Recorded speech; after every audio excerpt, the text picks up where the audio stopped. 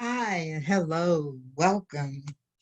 I am Luana Parker and I am the host for B.A.G. And we hit a milestone today, so I am truly excited about today's show. I'm going to talk about a new book today. I just intended to do one on self-help, one about the power of your subconscious mind. However, I didn't finish it, so let me finish it before I start talking about it. But today, I want you to know how excited I am because this is the fourth episode. And for me, this is a milestone. So I am going to celebrate today. But before I tell you how I'm going to celebrate, let me tell you who's sponsoring us. And that is California Cover Ups. So excited. This is another outfit from California Cover Ups. Can't see the whole thing, but it is truly beautiful. It's lightweight. Just the thing for today and my celebration. I originally bought it for Christmas because of the green that was in it. Unfortunately, she had sold out of the red, so I settled for the green, but that's okay because I like green too. Anyways, beautiful. And if you want to know more about the outstanding outfits that she has over at California Cover Ups, you can find out by contacting her at Terralina A. That's TerriLenaa at gmail.com. Again, TerriLenaa at gmail.com. She's got all kinds of fabulous things over there, so you want to check those out. We're also sponsored by Beauty by Lawana. That's me, where I deal with the skincare. So if you're having a problem with your complexion, or you just want to improve, because we all want to look our best, especially as we get older. The older I get, the more I want to look good. Probably more now than I did when I was younger. At any rate, I work with skincare and we have some beautiful products. I'd love to share those with you. And you can reach me by emailing me at lwrepark at gmail.com. That's lwrepark at gmail.com. And yes, it is a play on my last name. So today I'm celebrating. Now, I don't have the real thing, champagne. This is apple cider. The name is not showing. Well, it's apple cider. I would not drink alcohol while talking about my favorite subject books and while I am recording and speaking with you. I do like champagne, and I make it my business to always have champagne for New Year's. Even if I don't get any the rest of the year, I have to have it at that time. So I am going to toast myself because I have made my fourth episode of B.A.G. with an authors group. They're so excited. And I have a glass that I bought for the turn of the century. Again, you can't see the writing, but it says celebrate 2000. Yes, I only bought two. I should have bought more just in case something should happen. But I'm very careful with those glasses. I keep them put away so hopefully nothing will happen to them. Okay, I did a dumb thing. I left the opener in the other room. Oh well, I guess I'll have to toast this after the show. Can't get up and leave now, and since I'm the only one here, I don't want to leave you hanging. And I'm not starting the show over. It's feeling too good to do that. I might ruin the mood.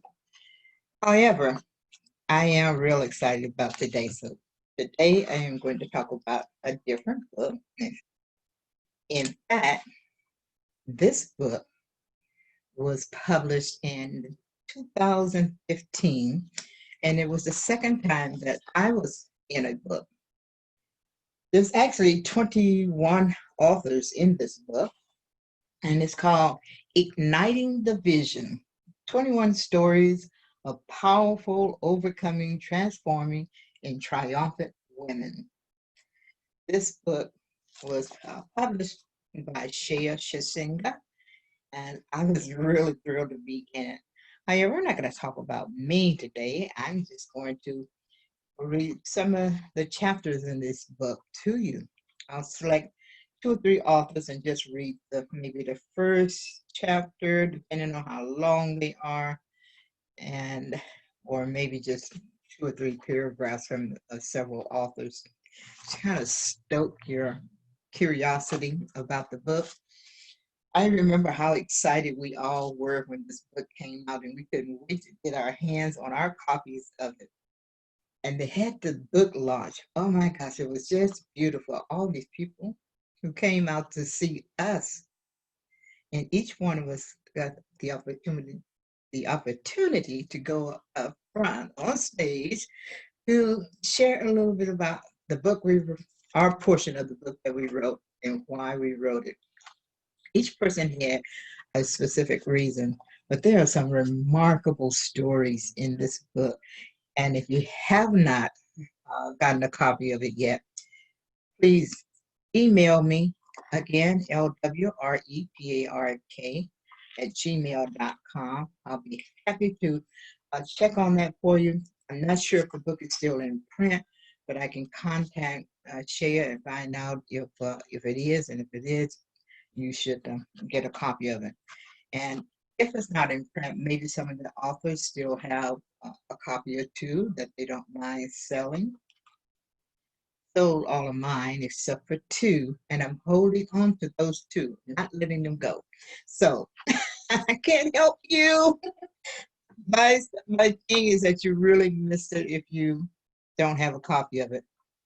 So I'm not going to mention any of the authors' names for the simple reason I did not have the opportunity to contact. In fact, I'm not even sure how to contact most of them, because I'm sure if, like myself, my contact information in here is no longer valid. It's changed. And it could be the same for others. I don't know. At any rate, it is a great book.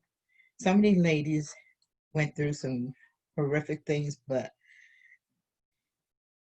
they survived them, and they were able to tell their stories. And in telling their stories, it's our hope that it helps someone out there who's listening today. So let's get started. The first author here, I'm going to read just maybe the first page or so of what she's wrote, and it's called From Pistols to Purpose. The memories are vivid. The aroma of chicken and dumpling came from the stove as the time approached for our family to get together for the evening meal. The the 2x4 resting on top of the avocado green refrigerator was a stark reminder I had better unload the dishwasher and get the table set before my stepmother made me climb up the stool and retrieve that ugly piece of wooden discipline. The sting of the board on bare skin was not so bad, but the welts on the back of my thighs and radiating heat still frequent my memories decades later. I was not intimidated by a 2x4 piece of wood, regardless of any welts it inflicted. It was invincible. As a child, I was afraid of nothing. I could beat up any boy on the playground, and it was well known throughout the neighborhood. Consequences for my behavior were inevitable, but did nothing to dissuade me from doing whatever I wanted. After all, I would receive frequent beatings from my stepmother, whether or not I did anything wrong. So rebellion seemed the only way to assert any control over my painful existence. Rebellious, stubborn, and controversial, these were my survival tools. Obnoxious behavior brought me a sense of freedom, and watching others react in fear left me feeling that I was the one in charge. I reveled in being unpredictable And in the power of catching strangers off guard, I randomly walked up to people on the street, crudely invading them with the enjoyable laughter of my friends and rendering my victims speechless. No one expected the boundaries I defiantly crossed or the actions I took at the expense of others. In my circle of so called friends, I fought the meanest guy and climbed up the highest heights. I was stealing, lying, fighting, and intimidating to whatever degree that would create the biggest shock value of my witnesses. My stepmother was the one who beat me physically and emotionally, inflicting her abuse on a routine basis. It was her son who sexually assaulted me. She was the same woman who introduced me to church, and it was a man from her group of church friends who took the freedom to warm his hands inside my shirt one cold night at camp as I lay sleeping.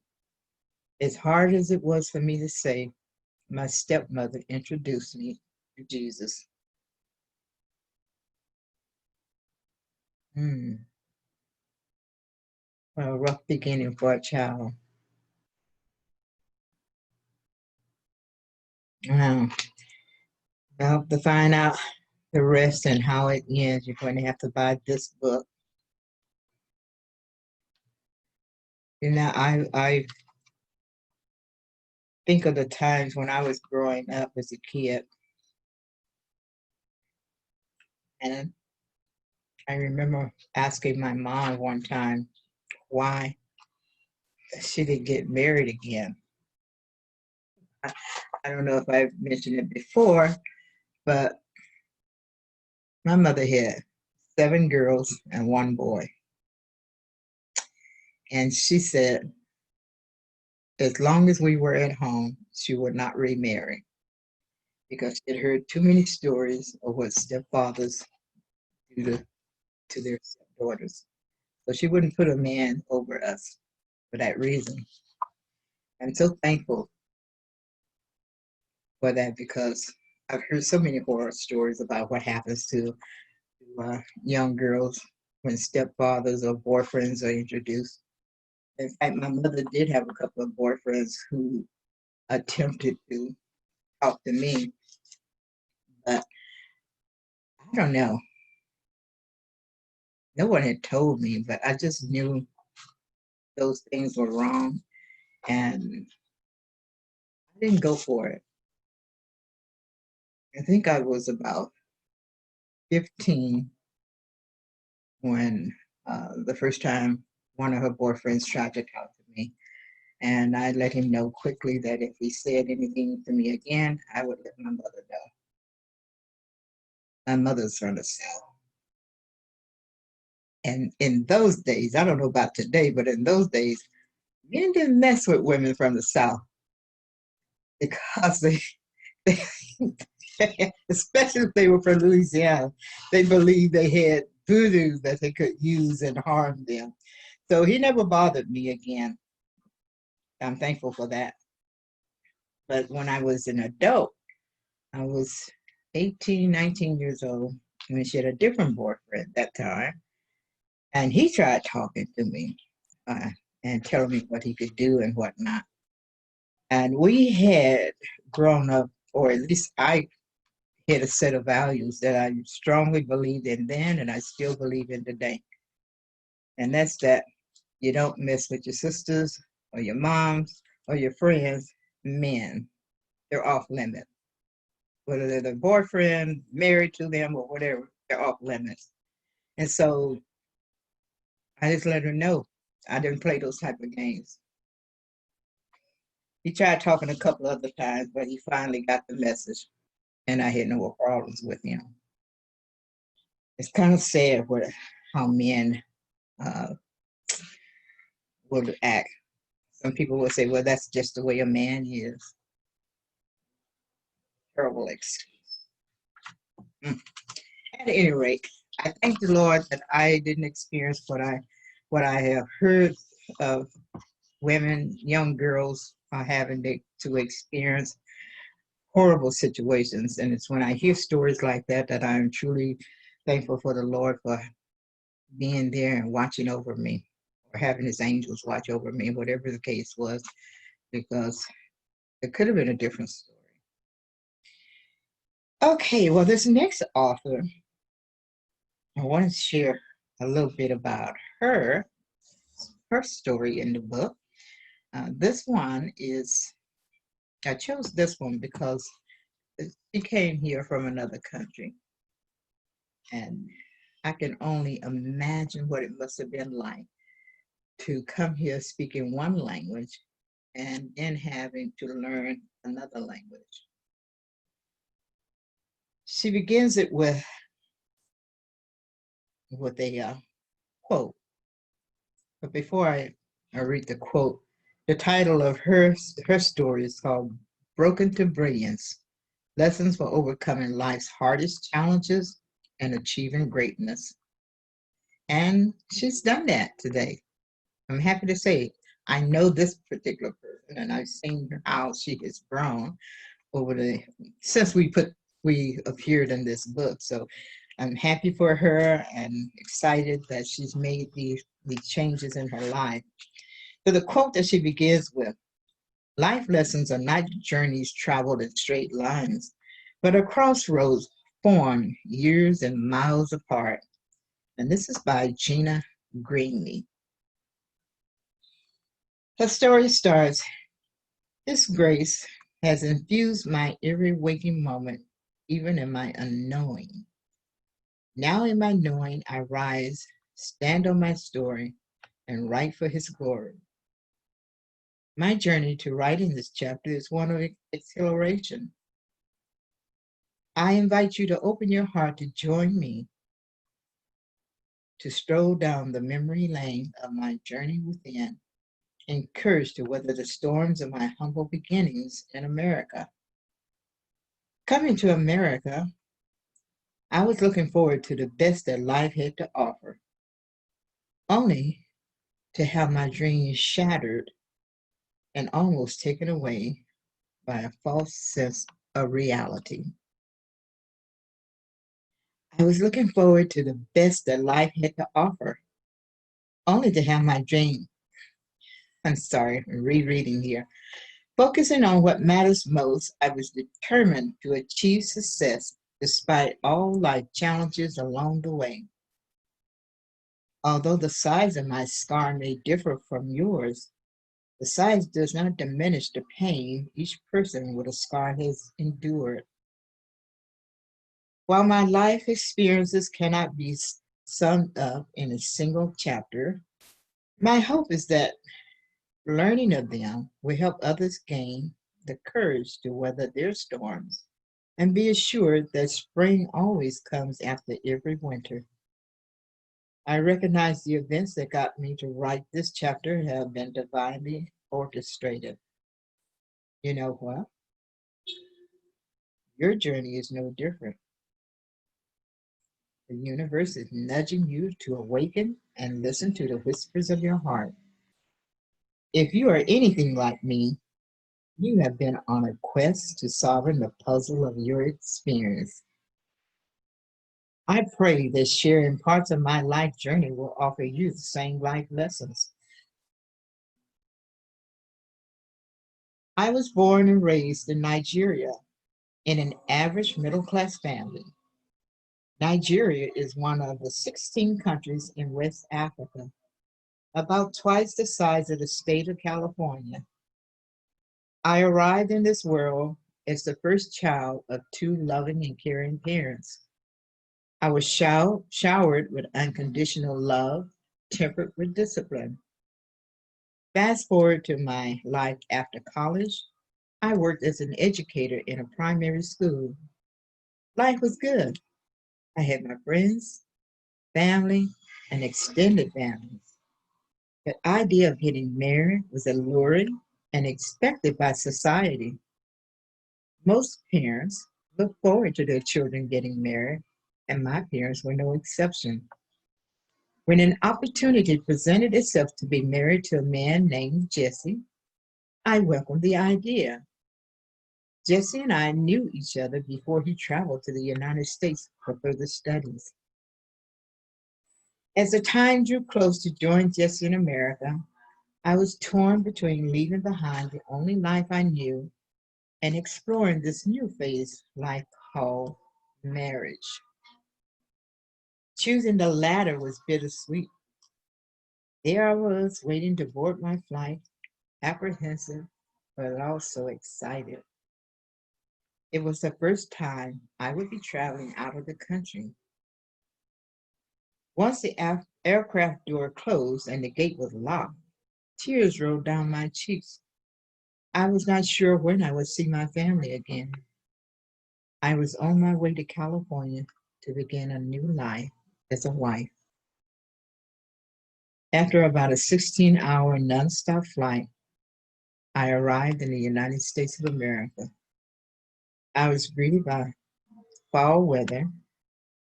The weather was cold, coming from a warm climate. The frigid of the fall season upon my arrival was not welcome, to say the least.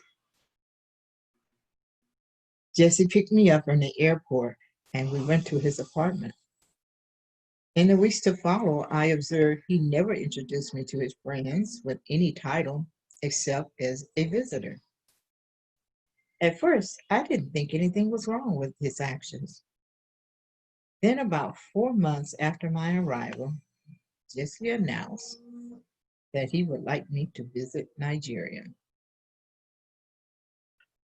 These were not discussions of the reason for his sudden decision. At first, I thought his decision was odd, especially since we had not had any fight or disagreement of any kind. Jesse had arranged for me to stop over and visit a relative before traveling back to Nigeria. He dropped me off at the airport. I boarded my flight and he left. In my naive mind, I simply thought I would be visiting home for a while and then would return to the United States, or I would remain in Nigeria until Jesse completes his studies and return home. After all, I would be delighted to see my family again. I was wrong. The truth about Jesse's intention finally came to light. He had changed his mind about the marriage. I was alluded. I was alluded to his truth while visiting my relative whom he had confided in. I needed to sort things out with Jesse. Upon returning to his apartment after my travel, my fate was sealed. To my chagrin, Jesse confirmed this unimaginable news afterwards. Yet no explanation was offered for his change of mind. As I left his apartment that fated day, Jesse and I went our separate ways. Now, to learn the rest of her journey and how she handled that situation and came to be the strong woman that she is today, again, you are going to have to read the book. The book is called Igniting the Vision. 21 stories of powerful, overcoming, transforming, and triumphant women.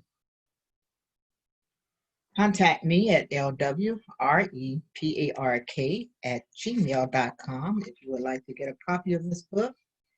I'll be happy to put you in touch with Shea, or you may have to order them. I'm not sure because this book is now 5 years old, and I don't know if she had continued having them listed. So, before closing, I just want to share a poem that I wrote to go along with the story that I included in this book. So I'm closing out with a poem entitled, I Was Only 8 or 9. I was only 8 or 9. I sat there not knowing what to do. She talked and talked with tears rolling down her face, sometimes so choked up I could not make out what she said. I was only 8 or 9. I did not know what to say. I listened as I felt helpless to help. She continued to talk, and I continued to listen. After a while, I realized there were no tears. Her voice and words were clearer. She had a look I did not understand.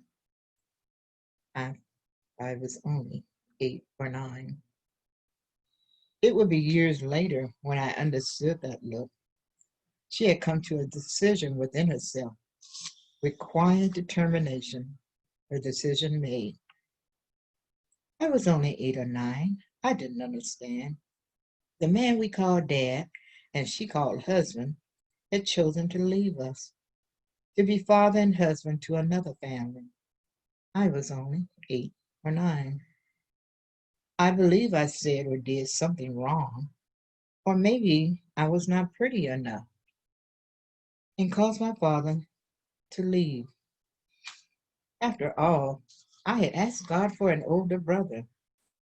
With my father's new family, I now had one, although it would be 2 years before I learned this. My mother said not to worry. She would find a way for us to survive. She didn't need a man that didn't want her to make it. She had God, He would provide, but I was only 8 or 9, and I didn't understand. Later, when alone in bed, I begged God to return my father, but my prayers went unanswered. It would be 2 years before I saw him again. He tried to explain it wasn't my fault, it just wasn't meant to be. And although he still loved us, he could only see us on visits. I was only 8 or 9, and I didn't understand. This poem was put in this book to go along with the story that I wrote of my mother, who I consider a very strong and determined woman. She was left with a house full of kids. It would have been easy for her to walk off and put us on the state and say, I have no way to take care of them. But she didn't do that. She struggled, and we all struggled with her.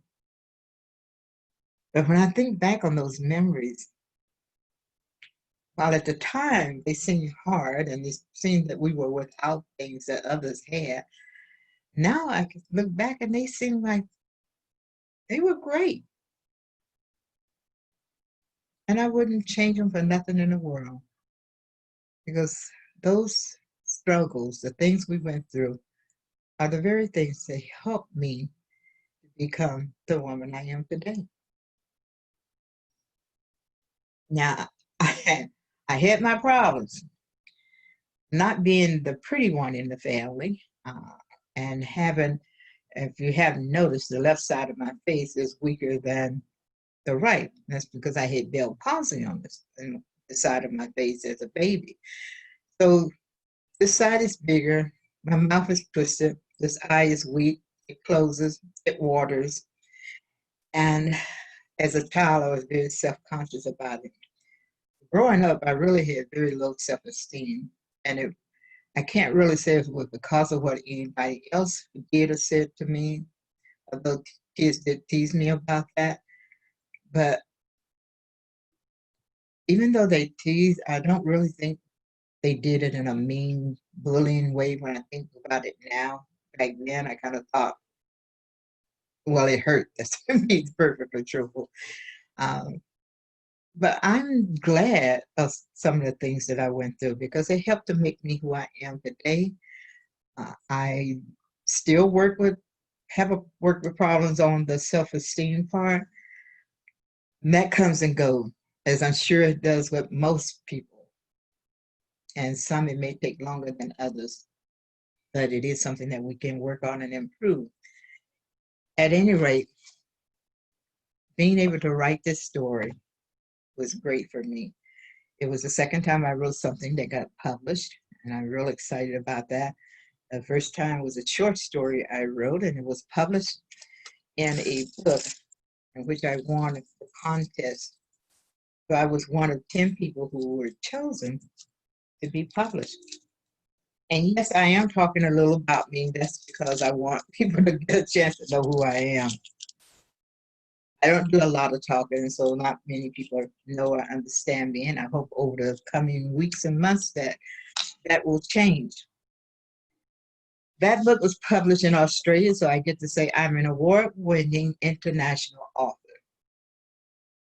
I'm also an international bestseller because I'm in another book. Anyway, this is our show for today. Sorry I didn't get a chance to share my apple cider with you, but I am going to still have my glass of apple cider when I close out the show. I'm so super excited about being here with you. I hope you enjoyed the readings that I shared with you. Just a couple of stories I selected to share some of the troubling times that they went through and hopefully stimulate your response to want to find out what happened. How did they handle this situation? Because they did. And they came out on the winning side. And you may be going through some of those same problems that the ladies in these books went through. I wish I could get it to show better. There are 21 beautiful women on here, and I'm including myself in that count. 21 beautiful women who shared their heartbreaks, their abuses, their hurts, the trials and troubles and tribulations and things that they had to go through in order to get to where they are today. And you need to read them because they may be of some help to you. At any rate, this is B.A.G. So happy to have you here with us on this Sunday afternoon. I'm glad you decided to take a few minutes out of your day to spend it with me. Now, if you know someone who has written a book, or perhaps you've written a book, or want to write a book, or thinking about writing a book, contact me again, lwrepark@gmail.com. That's lwrepark@gmail.com. And let me know, and we'll get you here on the program. This show is not about me, it's about you, and hoping that I can help to encourage you to want to read more. Reading is the thing that really helped me a lot in life, and it transported me to so many places, and I had the opportunity to experience so many things simply by reading a book. And I owe that to my grandfather who encouraged me to read. And I am so glad that he did because I've had a terrific life through books. You can't beat that. Anyway, again, our show today is sponsored by California Cover Ups. This beautiful top that I'm wearing is one of many of the lightweight outfits that Terralina has, and you can reach her at Terralina A. That's TERRILENAA at gmail.com. And make an appointment with her to see some of the beautiful outfits that she has, some gorgeous outfits. And I spent a lot of money with her, but it's well worth it because one of my weaknesses, besides books, is wearing beautiful clothes. And I love the things that she has. So check her out. Again, Terralina A, TERRILENA at gmail.com. And if you want to have your complexion look the best, to improve and enhance on what you already have, because we are all uniquely beautiful in our own way. Don't let anybody tell you anything different. Contact me. And again, lwrepark at gmail.com. And I will be happy to help you. All right. So with that, that's it for today. We'll be back again next week. And that will be this exciting adventure. I haven't decided what book I want to share with you this time. Might be a self-help, could be another self-published book, could be a romance. I haven't decided, but whatever it is, you can bet you're going to enjoy it. So long. Until next week, please stay safe and keep the faith.